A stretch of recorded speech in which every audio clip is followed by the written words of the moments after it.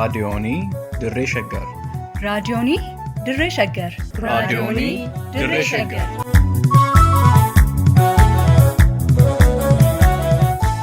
Raadiyoonii Dirree Shaggar. Raadiyooniin Dirree Shaggar torbaan guutuu guyyoodhaan galgalatti sa'aatii tokkorraa eegalee amma sa'aatii tokkoof walakkaatti dambalii gabaabaa meetir baandii 19 kiiloo heerzii 15,415 irratti qophii dabarsuu amma jalqaba. Raadiyoonii Dirree Shaggar.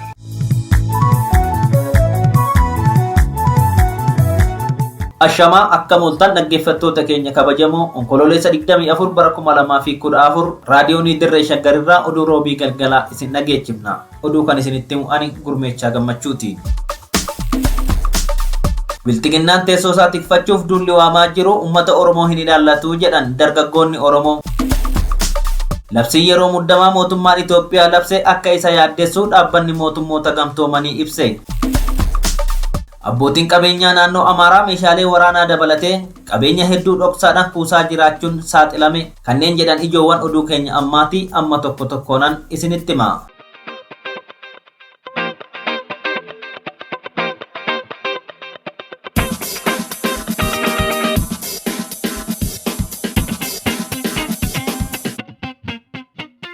Bilxiginnaan eenyummaa gartuu Itoophiyaa keessatti dagaagsuu fi teessoo isaa tikfachuuf maqaa Itoophiyaa baraaruu jedhuun duulli waamaa jiru dargaggeessaa fi dargaggeettii Oromoo hin ilaallatu jedhan dargaggoonni Oromoon raadiyooniin Dirree Shaggar dubbise.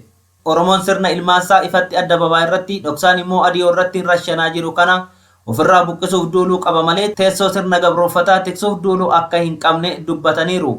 Duulli Itoophiyaa baraaruu jechuun Oromiyaa irratti xiyyeeffate dargaggeessaa fi dargaggeettii Oromoo hin ilaallatu kan jedhu dargaggeessi yaada isaa raadiyoonii Dirree Shaggariif kenne tokko duulli ammatti uummata Oromoo ilaallatu duula Oromiyaa baraaruu fi qeesaa tiksuuti erga jedhee booda oppiidiyoon dargaggeessa kaleessa harka duwwaa taankii wayyaanee fuuldura dhaabbatee aangoo goffachiise maqaa shanee jedhuun hidhee ajjeesaa ture amma teessoon jalatti raafamnaan uummata Oromoo duula isa hin ilaallannetti qoraan gochuuf waamaa jirutti hirmaate wareegama bilaashaa kaffaluurraa of qusachuu qaba jedheera. Duulli Itoophiyaa baraaruu dargaggeessa Oromoo fi uummata Oromoo illee hin ilaallatu. Ammatti duulli uummata Oromoo ilaallatu duula Oromiyaa fi qe'ee ofii baraaruuti. Warrumti kaleessa dargaggeessa Oromoo kaan hidhaa kaan maqaa shanee jedhutti moggaasanii dhabamsiisaa qeerroo Oromoo kan kaleessa rasaasa wayyaanee dura harka qullaa dhaabbatee jijjiirama kana fidee teessoo isaan jala kaa'e oppiidiyoon deebitee maqaa garaagaraatiin harrajjee dargaggoota hedduu nurraa dhabamsiiftee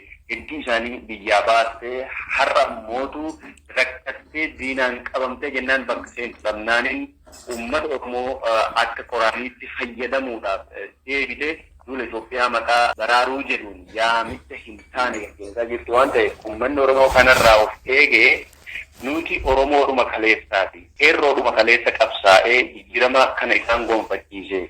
Qeerrooma immoo waggoottan 3 darban kanaaf ganamee maqaa garaagaraati. Taappellaa shiraa garaagaraa itti maxxansuudhaan kaan ajjeesaa kaan dhabamsiisaa kaan immoo hamma ammaatti godinaalee fi aanaalee Oromiyaa hunda manneen hidhaa fi rabbitu beeka jechuudha. Jechaa gidiraa garaagaraatiin saaxile kana gargaaruuf jedhee uummanni Oromoo harka tokko illee kaffaluu hin qabu. Murni kun Oromiyaa irraa buqqa'uu qaba. Murni oppiidiyoo kun duula mana isaa qe'ee isaa Oromiyaa eeggachuu ta'uu qaba. Mootummaan Abiyyi Ahimad kufuunsaa waan hin oolleef uummanni Oromoo injifannoo Oromiyaa argachaa jiru faarsuu dhiisee egeree isaa irratti walitti dhufee mari'achuu qaba kan jedhu qeerroon biraa dhaabbileen Oromoo qabsaa'onni akkasumas namoonni dhimmi Oromoo ilaallatu hundi yeroo barbaachisaa kanatti kallattii Oromoo fi Oromiyaan boru ittiin baraaramuu danda'u irratti qophaa'uu akka qaban dubbateera. Qaamni kun kufuun isaan oolu. Paartileen siyaasaallee fuullee hundi walitti dhufee boru maal kaanaa akka jedhu irratti mari'achuu qaba. Akkaataa boru dhufu irratti waan boru ta'uu danda'u irratti mari'achuu qaba. Uummanni Oromootis of qopheessuu qaba kanarratti dirqama. Boru akkam eenyuun na bulchu akkamitti bula haala kamiin na bulchuu qaba jedhu isaan uummanni Oromoo sirriitti ammarraa baay'ee akka takkaan itti beekee waliin tokko ta'ee tokkummaa isaa cimsee mootummaa sirna nama nyaataa kana ofirraa buqqisuuf tokkummaadhaan ka'ee ofirraa faccisuu qaba. Amma yeroo kanatti uummanni Oromoo waan amma bilxiginnaan jechi kanaan burjaaja'uu hin qabu. Isin dhumatee jira. Dhidhiita taatu marti malee homa keessa hin jirtu yeroo kana keessatti. Kanaaf uummanni Oromoo tokkummaa isaa haala durirraa daraan cimsee tokko ta'ee ABO cinaa dhaabbatee KFO cinaa dhaabbatee hoogganaa isaa dhaga'ee hooggantoota jiran mara dhaga'ee wajji dhaabbatee tokkummaadhaan waan kana ofirraa faccisa. jechuu qaba. Hayyoonni Oromoo qawwa tarsiimoo banuu irratti akka argaman kan eeru qeerroon kun humnoota Tigraay qofaaf harka dha'uu dhiisanii hatattamaan caasaa uummataa jabeessuu fi tarsiimoo qabsoo baasuun ummaticha qopheessuu akka qaban himeera. Warroonni qabsoo Oromoo hooggannootiin jedhan warroonni hayyuu uummata Oromoo kana jedhanii uummata Oromoo kanaaf waa hojjenna jedhanii halkanii guyyaa dhaaraa jiran hundi isaanii yeroo kanatti akka ani yaadutti dogoggora tarsiimoo guddaa uumaa jiru. Uummata diina lammaffaa dhufaa jiru TPLF qofaaf harka dhayuu osoo hin taane uummata isaanii qopheessuu qabu. Mana isaanii ijaaruu qabu. Qeerroo ijaaruu qabu. Istiraateejii qabsoo baasuu qabu. Maaliif Oromoon waraana hin jalqabne? Waraana Oromoo eeggataa jira malee cidha yookiin tapha akka haceen jedhan inkaa salaamtaadhaan TPLF wajjin illee waliigalee Oromoon hojjechuu hin danda'u. Kanaaf ammatti qeerroon Oromoo maal akka godhuu qabu? Namoonni siyaasaa Oromoo maal akka godhuu qaban? Oromoon akkamitti ijaaramuu akka qabu? Caasaa Oromoo ijaaranii diriirsanii qabsoodhaaf cimsanii Oromoon biyyasaa Oromiyaa akkamitti eeggatee murna kanarraa tikfachuu danda'a. TPLFuma qofaaf akka waan TPLF kaayyoo fi qabso Oromoo qabsaa'uu fakkeessanii harka dha'uun sirrii miti. Yeroo kanatti hooggantoonni qabsoo Oromoo callisuun sirrii akka hin taane kan himame yoo ta'u, dogoggorri kaleessaa sun akka irra hin deebineef immoo of eeggannoodhaan karooraa fi akkaataa adeemsa qabsoo Oromoo irratti bu'uuraa'uun amma yoo as ba'ame malee gaafa mootummichi uummata irratti jige furmaata fiiguun fudhatamaa fi bu'aa akka hin qabne dubbateera. Hayyoonni Oromoo amma baay'inaan callisuurra jiran callisaniituma waan jiru mara laalaa jiran waan isaan duubaan dalagaa jiru beekuu baannullee haala amma jiru kanaan immoo gadi ba'an jiran hayyoonni keenya guutuun guddaan xixiqqaan hundi hidhamee ture warri hidhame hidhaa baasuuf uummata kana hidhaa baasuufis wanni amma nu fayyadu wanni amma nu tajaajilu tokkummaadha. Hayyoonni immoo amma karoora baafatu qabu ammarraa calqabee jechuudha. Karoora baafatanii haala jiru uummata kana amma karaa deemuun akkaataa deemuun fincilli adda addaa yaabamuu danda'uu danda'a. Amma tarsiimoo baasanii tarsiimoo sadiin uummata kana hoogganutti bahuu qaban amma gadi bahuu qaban karooraan uummata kana hoogganutti boru dhufanii anatu akkana ta'een hin barbaachisu. Akkuma yeroo duraan jawaarfaa godhaa baansanitti gadi ba'anii labsii ofii labsataa uummata Oromoo karaa qabsiisaa daandii qabsiisaa waan kana ofirraa kaasuudha. Liiban jaarsotu gabaase. Magaalaa Finfinnee fi naannawa Finfinneetti qeerroowwan Oromoo ciminaan adamsamanii hidhamaa jiru.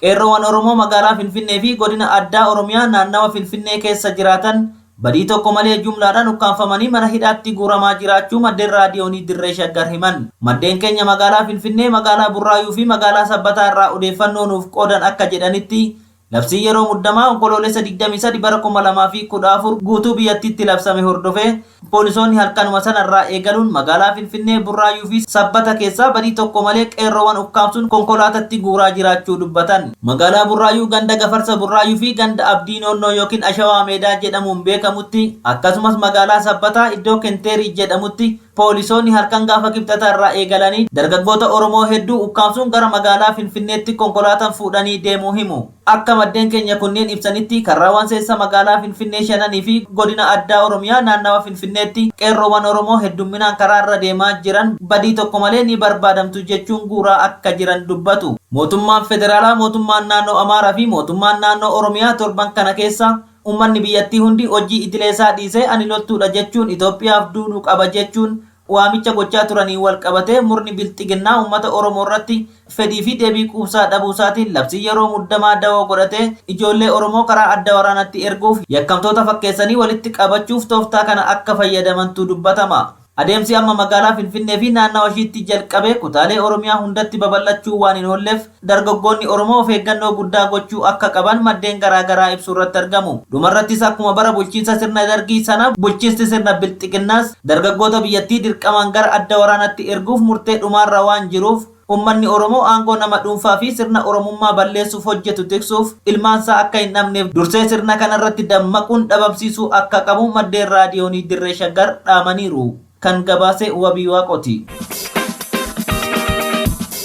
Labsii yeroo muddamaa mootummaan Itoophiyaa onkoloolessa 23 bara 2014 ji'a 6 guutuu biyyattiitti labse akka isa yaaddessu dhaabbanni mootummoota gamtoomanii UN beeksise. Barreessaa olaanaan dhaabbata mootummoota gamtoomanii Antooniyoo Guuteres dhaamsa toora Tiwiitarii isaanii irratti barreessaniin waraanni biyyattii keessatti hammaachaa dhufuu fi mootummaan Itoophiyaa labsii yeroo muddamaa hojiirra oolchuun hedduu yaaddessaa ta'uu ibsan. Nageenyi fi tasgabbiin Itoophiyaa rakkoo keessa jiraachuu kan ibse dhaabbatichi qaamoleen waraanatti jiran hatattamaa waraana dhaabanii deeggarsi namoomaa lubbuu baraaruu danqaa malee akka dhiyaatuuf mariin biyyaalessaa hunda hirmaachise taasifamuun rakkoon biyyattii akka furamuuf irra deebiin gaafataniiru. Manni maree ministeerota bilxiginnaa balaa walabummaa fi jiraachuu dhabuu biyyattii irratti aggaamame ittisuuf jecha labsii yeroo muddamaa kana labsuu himullee xiinxaltoonni siyaasaa akka qeeqanitti garuu qaamni alaa daangaa Itoophiyaa cabsee walabummaa biyyaa sarbe jiraate fotoo hin ta'in rakkoo siyaasaa murni bilxiginnaa aangoof jecha biyyattii keessatti uumeen nagaaf tasgabbii dhabamee sadarkaa kanarra gahuusaa ibsuutti jiru. Murni bilxiginnaa dirree waraanatti mo'amaa jiraachuu isaatiin ofis ta'ee uummata gowwoomsuuf jecha muddamee labsii kana akka labse himamullee labsicha da'eeffachuun yakkoonni inni hojjechuuf jiru umrii isaa gabaabsuun alatti wanti furu akka hin jirre rogeeyyiin siyaasaa ni dubbatu. Wabii waaqotu qindeesse. Lammiileen Itoophiyaa mana hidhaa Saawud Arabiyaa keessa jiran rakkoo hammaataa keessatti birmannaa dhabnee jirraa jedhan. Saawud Arabiyaatti lammiileen Itoophiyaa hayyama hojii qabanis ta'ee kan hin qabne godaantota seeran alaa jedhamuun mana hidhaatti darbatamanii dararaa hamaaf wayita saaxilamaa jiran kanatti uummannis ta'ee mootummaan isaaniif birmatu dhabamuu isaaniitiin gidiraa irra gahaa jiruuf jabeessanii komachaa jiru. Lammiileen mana hidhaa Saawud Arabiyaa keessatti dararamaa jiran kunneenis haala qabiinsa manneen hidhaatiin wal qabatee dhibee adda addaaf saaxilamaa kan jiran yoo ta'u gara biyya isaaniitti deebi'uuf halkanii guyyaa watwaachaa jiranillee mootummaas ta'ee uummanni quba isaan dhabuun haalan akka isaan gaddisiise himaniiru. Mootummaan Itoophiyaa dhimma kanaan wal qabatee lammiilee biyyattii rakkoo kana keessaa baasuuf hojjechaa jiraachuu yeroo dheeraaf himaa turulleen hanga ammaa gidiraa fi gadadoon lammiilee Itoophiyaa biyyoota Arabaa keessatti irratti raawwatamaa jiru hammaachaa jiraachuunsaa mootummaan lammiilee isaatiif quuqama dhabuurraa kan madde ta'uusaa dubbatan. Lammiilee Itoophiyaa sababa rakkoo siyaasaa fi diinagdeen wal qabatee biyya abbaa isaanii dhiisanii godaanuun gammoojjii fi galaanatti soorata allaattii qurxummii fi waraabessaa ta'an keessaa irra jireessi dhalattoota Oromoo ta'uu qorannoon dhaabbanni mirga namoomaaf falmu Amnesty International gaggeessaa ture mirkaneessuun ni yaadatama. Liiban Jaarsotu qindeesse. Abbootiin qabeenyaa Amaaraa lakkoofsan hedduu ta'an meeshaalee waraanaa dabalatee qabeenya hedduu dhoksaadhaan mana kuusaa garaagaraa keessatti walitti qabaa jiraachuu maddeen garaagaraa gabaasuu irratti argamu. Abbootiin qabeenyaa Amaaraa kunneen Finfinnee fi godina addaa naannawa Finfinnee keessatti mootummaa naannoo Amaaraa waliin ta'uun wantoota kanneen dhoksaan kuusaa jiraachuutu himama. Abbootiin qabeenyaa kanneen akka Balaayinee Kindaa fi Yibaluu Masawwaa godina addaa naannawa Finfinnee magaalaa Burraayyuu iddoo Taataq jedhamutti Warquu Ayiteenaw Abduu Arraaqee fi kanneen biroo immoo magaalota akka Lagaxaafoo Galaanii fi Duukamitti meeshaalee waraanaa dabalatee midhaan nyaataa fi sukkaara toonii miiliyoonotaan lakkaa'aman akkasumas zayita nyaataa fi boba'aa barmeela hedduu ta'an mana kuusaa dhuunfaa isaaniitti dhoksaan kuusaa akka jirantu himama. Akkuma bara bulchiinsa wayyaanee gareen TPLF qabeenya Oromoo dhaabbataa lafaa fi albuuda saamanii gurgurataa turanii fi qabeenya socho'aa ammoo gara naannoo Tigraayitti fe'ataa turan abbootiin qabeenyaa Amaaraas golgaa bilxiginnaa jalatti galuun qabeenya Oromoo saamanii kuufachaa jiraachuuf fuulduratti qormaata guddaa uummata Oromootti ta'uu waan maluuf ammumarraa eegaluun gocha abbootii qabeenyaa Amaaraa kana duukaa bu'uun saaxiluu fi dhaabsisuun barbaachisaa akka ta'e xiinxaltoonni siyaasaa ibsuu irratti argamu. Wabii waaqotu gabaase. Ameerikaa fi Raashiyaan lammiilee isaanii gara Itoophiyaatti akka hin imalle akeekkachiisan. Waraanni kaaba Itoophiyaatti jalqabee guutummaa biyyaatti babal'achaa jiru hammaachaa dhufuurraan kan ka'e haalli nageenyaa amansiisaa waan hin taaneef Ameerikaan lammiilee ishii gara Itoophiyaatti imaluu barbaadan imaluurraa akka of qusatanii fi kanneen Itoophiyaa keessa jiran immoo biyyattii lakkisanii ba'uuf akka of qopheessan gama imbaasii Ameerikaa Finfinnee jiruun akeekkachiifteerti.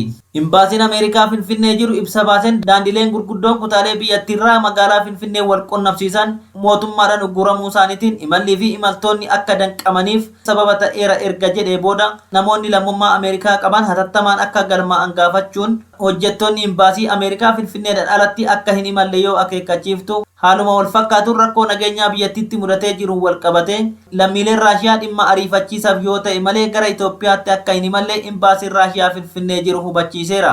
Gama biraan waraana Itoophiyaa waggaa tokkoof biyyattii unkuree lubbuu lammiilee nagaa gaaga'aa jiru dhaabuuf tarkaanfii adda addaa fudhachaa kan turte Ameerikaan akeekkachiisa yeroo dheeraa booda adeemsa daldalaa carraa qaraxarraa bilisa ta'uu Itoophiyaa gonfachiisuu agawaa keessaa haquu himtee jirti. Bakka buutuun waajjira daldalaa Ameerikaa Kaatiriin Taayi akka ibsanitti haalli siyaasaa fi rakkoo namoomaa biyyoota akka Maalii, Itoophiyaa fi Giinii keessa jiru bulchiinsa Joo Baayiden waan yaaddessuuf tarkaanfichi fudhatamuu ibsaniiru. Liiban Jaarsotu qindeesse. Egaa dhaggeeffattoota keenya kabajamoo oduu namaaf qabanne kanumaa qophii keenyaaf waliin turtii gaarii.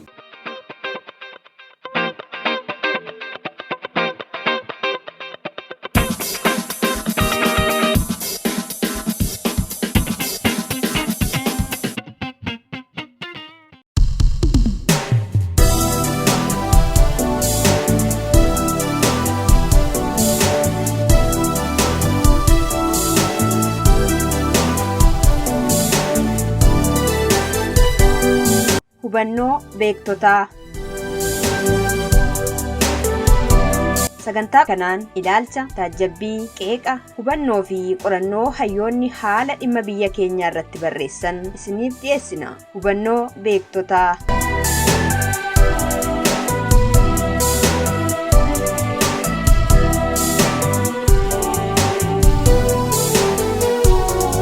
Ashamaa dhaggeeffattoota keenya kabajamoo, qophii hubannoo beektotaa keenya har'aatiin yaada hayyoonni lama haala yeroo irratti barreechanii fi ibsa ejjennoo damee dubartootaa fi daa'imman adda bilisummaa Oromoo fi qeerroof qarreen salaalee haala yeroo irratti kennan isinii dhiyeessinaa, nu waliin tura.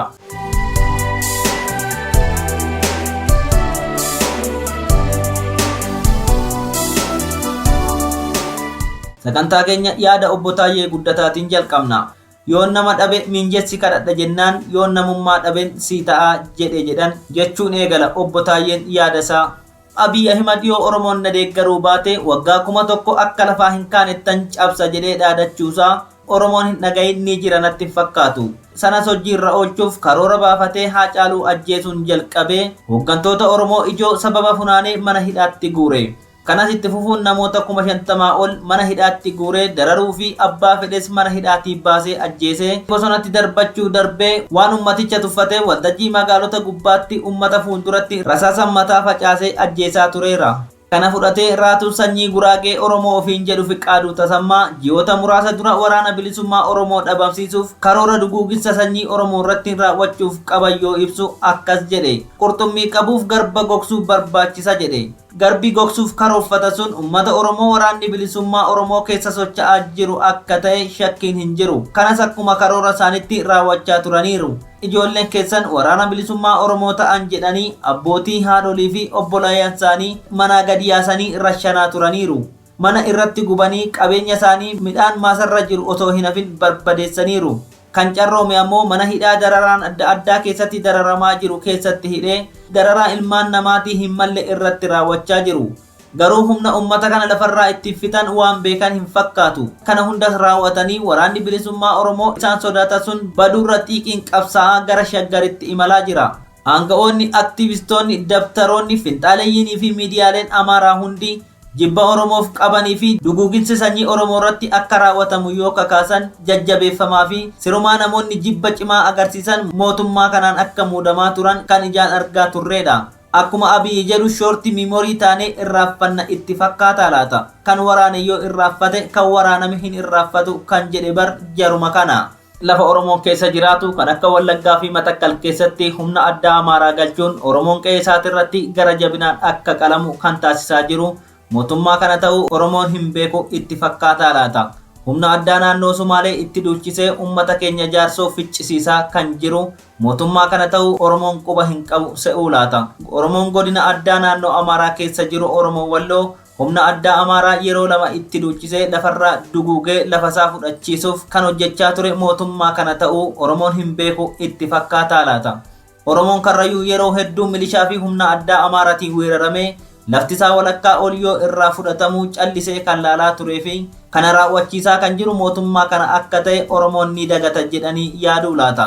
Lafa tuulamaa naannoo Shaggar qotee bulaa Oromoo irraa fonqolchaa kan alagaa irra qubachiisaa ture Oromoon homaa itti dhaga'amu jedhanii tilmaamuu laata.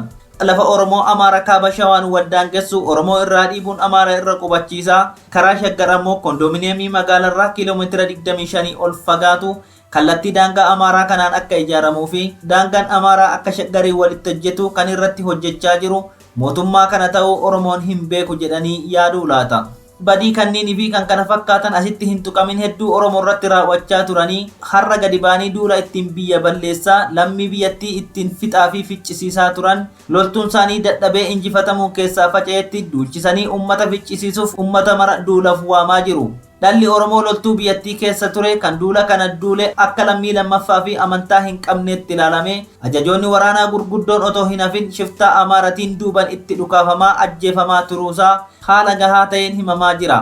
Ijoolleen Oromoo karaarraa haramtee kaambii leenjii seentee otoo leenjii gahaa hin argatin gara duula kanaatti ergamtee waraana kana seentee yoo waraanni itti ulfaatee duubatti deebi'uu barbaadde faannoon Amaaraa duuban itti dhukaasaa fixaa ture. Haala kanaan Oromoonni duula kana dhaqan harki irra jiru kan ajjeefaman faannoo Amaaraatiin akka ta'e ni beekama. Egaa Oromoo waan kana hunda irratti raawwachaa turan keessattuu ammoo wanti garaa nama nyaatu namichuma taa'ee Oromoo irratti duguuginsa sanyii labse Guraaddicha Fiqaaduu Tasammaa afaanuma duguuginsa sanyii ittiin labse saniin Oromoo faarsee akka biyya isaa tiksuuf duula dhaquu fi akka loltuu biyyaalessaatti makamu waamicha taasisaafii jira. Kun akkuma mata duree irratti tuquu yaaletti namichi yoo nama dhabe minjessi kadhadha jedhisan loltuu fi poolisiin isaanii kan ilmaan Oromoo rasaasan mataa facaasaa ture sun jalaa injifatamee kan dhume kan hafe bittinnoofnan amma Oromoo xiqqeessanii hidhanii dararanii rashanan sana deemaa nuuf du'aatii badii jalaa nu baasaa jechaanii jiru.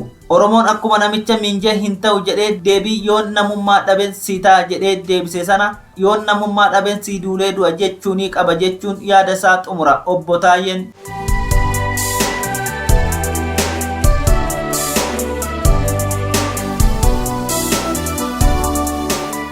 Yaadni itti aansinee isinii dhiyeessinu kan Dr. Milkeessaa Miidhagaati.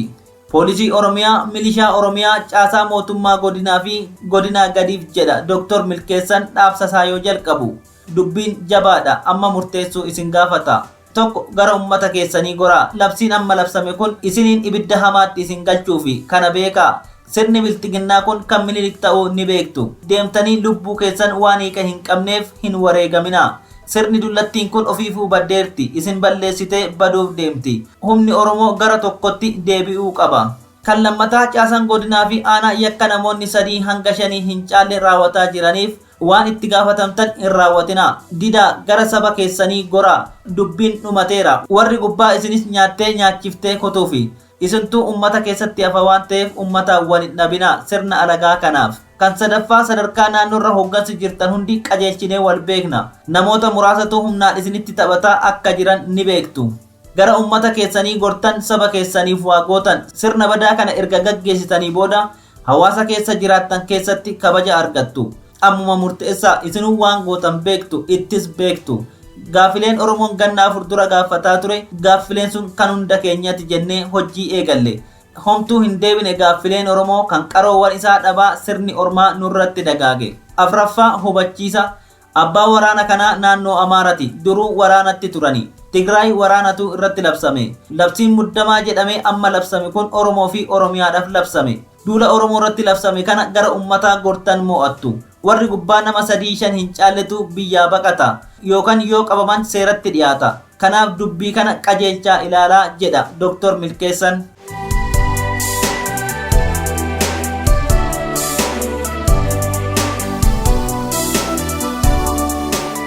Haati Oromoo ilmaan ishee duula gabrummaa bara baraan dhuma hin qabnetti erguu hin qabdu jedha. Ibsi damee dubartootaa fi daa'immanii adda bilisummaa Oromoo sadaasa 3 bara 2021 bahe.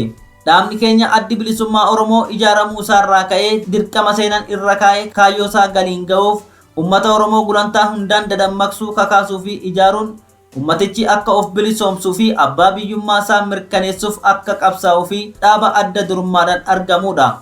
Dubartoonni Oromoo seenaa uummata Oromoo keessatti qooda guddaa kan qabanidha. Hawaasa Oromoo keessattis ta'ee uummattoota ollaa Oromoo jiraataa turan keessatti nageenyi akka jiraatu taasisuu keessatti bakka guddaa akka qabaataa turan seenaan ragaadha. Yeroo mirgi uummata Oromoo sarbamuttis qabsoo mirga ofii kabachiisuuf taasifamaa turee fi itti jiramu keessatti ilmaan ofii eebbistee itti hiriirsitee jirti. Kanarra darbees qixxee dhiiraa hiriiruun qaaman qabsoo bilisummaa uummata Oromoo irratti hirmaachuu fi gaggeessuun bal'inaan ni beekamti. Har'as yeroo kamiyyuu caalaa bilisummaa uummata Oromoo fi mirga abbaa biyyummaa Oromiyaaf wallaansoo taasifamu keessatti qooda jabaa qabaachaa akka jiran ni hubatama. Haa ta'u malee mootummaan bilxiginnaa yeroo ammaa kana muddama keessa jiru ilmaan Oromoo lola isaanii ilaalanne keessatti akka hirmaataniif waamicha deddeebisee taasisaa jiraachuun ifaadha. Kanarraa ka'uun haati ilmaan Oromoo deesse ilmaan ishii duula bilisummaa qabsoo abbaa biyyummaaf gaggeeffamu irratti malee hirmaachuu hin qabdu. Dameen dubartootaa fi daa'immanii adda bilisummaa Oromoos sirna bara baraan lolatti ilmaan ishee oofu kanarratti akka hin hirmaanne dhaamsa armaan gadii dhaammanna. Tokkoffaa haati Oromoo duula maqaa Oromootiin sirni bilxiginnaa waamaa jiru irratti akka hin hirmaanneef ilmaan ishee gorsuu fi dhorkuu qabdi. Kan lammataa nagaa fi tasgabbiin biyya keenya Oromiyaa keessa jiraachuuf furmaata waaraa dhaabni adda bilisummaa Oromoo labsii hundeeffama mootummaa ce'umsa biyyaalessa naannoo Oromiyaa labsuun dhaaba KFO'n deeggaramee caasaa koree mootummaa ce'umsaa biyyaalessa naannoo Oromiyaa keessatti hirmaachuun lafa qabsiisuuf jabinaan akka hojjetamu jenna. Kan sadaffaa dubartoonni Oromoo hojii mootummaa bilxiginnaa keessa jirtanis ta'ee humna waraanaa, poolisii fi caasaa garaagaraa keessa jirtan qabsoo bilisummaa Oromootti akka makamtanii fi qooda lammummaa isinirraa eegamu akka bahattan waamicha isiniif taasifna. Dubartoonni, dargaggoonni fi uummanni Oromoo jaarmiyaasaa akka jabeeffatuu fi mootummaa ce'umsaa biyyaalessa Oromiyaa ijaarame keessatti qooda fudhachuun akka dirqama lammummaa keenyaa baanu waamicha goona. Injifannoon uummata bal'aaf. Finfinnee Oromiyaa 3/3/2021.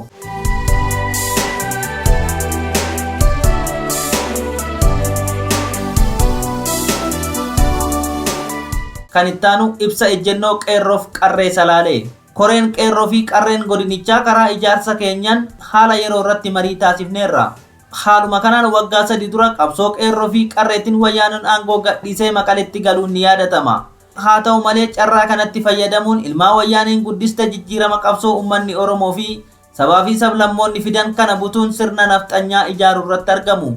Kanaan wal qabatee beektota hooggantoota siyaasaa qeerroo fi qarree Oromoo hedduu adeemsa sirna nafxanyaa ijaaruu kana morman hidhuu, ajjeesuu fi kanneen kaan qe'ee irraa buqqisuun rakkoo hamtuuf saaxilaniiru. Kanarraa ka'uun qeerroo fi qarreen kalee wayyaanee daandii itti cufuun dhakaadhaan qe'ee isaatii ari'ee har'a qabsoosaa karaa qawween falmachuuf kaabaa kibbaan bahaa dhiyaan mana bosona godhachuudhaan sirna nafxanyaa butuchaa jira. Akkuma uummanni Oromoo sirna Abiyyi kana jibbee saboota afaan qawween lolaa jiran keessaa uummanni Tigraay duguggaa sanyii isarra gahaa jiru qolachuun injifannoo boonsaa galmeessuun imala isaa gara Finfinnee gochaa jiraachuun ifa galaadha. Mootummaan bilxiginnaa yeroo lubbuun kokkee geeche kanatti qeerroo Oromoon na qaqqabaa jechuun qaanii guddaadha. Waggaa 3 kanatti qeerroo masaraa mootummaa keessatti mangaa girrisa jechuun itti qoosaa ture. Qeerroo lamatu jira moo? Akkasuma obbo Fiqaaduu Tasammaa qeerroo bosonaa balleessuuf madda isaa gogsuudha jechuun bakka ajjechaa nurratti labsaa jirutti amma afaan kamiin nu qaqqabaa jedhu. Kun gowwummaadha. Kanaaf qeerroo fi qarreen Salaalee waamicha mootummaan naannoo Oromiyaa karaa obbo Fiqaaduu Tasammaa fi ministeera muummee Abiyyiin taasisan kana akka hin fudhanne ta'uu ibsina. Lola kanarratti hirmaachuun tokkoffaa sirna nafxanyaa ofirratti tiksuu akka ta'e, kan lammataa siidaa Minilik irra deebinee lammaffaa haaromsuu akka ta'e, sadaffaa beektonni fi hooggantoonni siyaasaa mana hidhaadhaa akka hin baane murteessuu, kan afuraffaa qeerroo fi qarree mana hidhaatii baasanii ajjeesuun akka itti fufu gochuu, kan shanaffaa manni qonnaan bultootaa akka gubatu gochuu, jahaffaa hidhaa fi qeerraa buqqa'uun akka itti fufu gochuu, kan torbaffaa Oromiyaa fi Oromummaa balleessuun sirna nafxanyaa afaan tokkee aadaa tokkee gadi dhaabuuf tarsiimoo Abiyyi qabate milkeessuu ta'uu beektanii qeerroo fi qarreen Salaalee aanaalee 13 fi bulchiinsa magaalaa Fiichee kana hubachuun waamicha isin hin ilaallanne keessa akka hin galle waamicha Oromummaa amaanaa gooticha Jeneraal Taaddasaa Birruu fi Hayilamaariyaam Gammadaatiin isinii dhiyeessina. Keessattuu uummanni godina keenyaa waraana kallattii kaaba dhufaa jiru kanaan wal qabatee lootee galtoonni seenuuf yaalii gochaa waan jiraniif balbala keessan cufachuun qe'ee keessan gurmaa'uun eeggachuu akka qabdan daballee waamicha isinii dhiyeessina. Qeerroo fi qarree Salaalee 3/3/2021 Oromiyaa Salaaleerraa.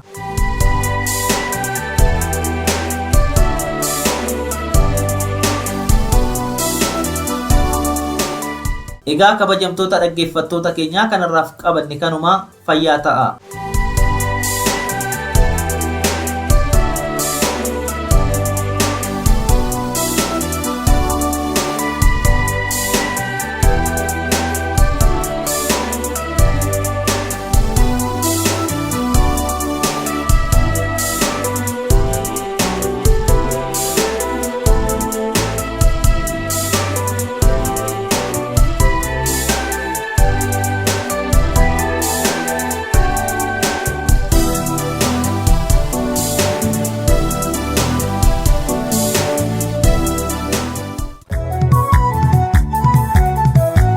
Egaa dhaggeeffattoota keenya oduu dabalatee sagantaa keenya har'aatiin akka bohaartanii fi hubannoo sakkarraa qooddattan ni abdanna.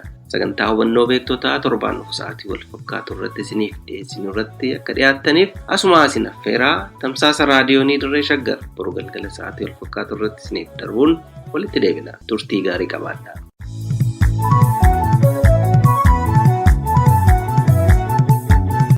raadiyoonii Dirree Shaggar. raadiyoonii Dirree Shaggar. raadiyoonii Dirree Shaggar.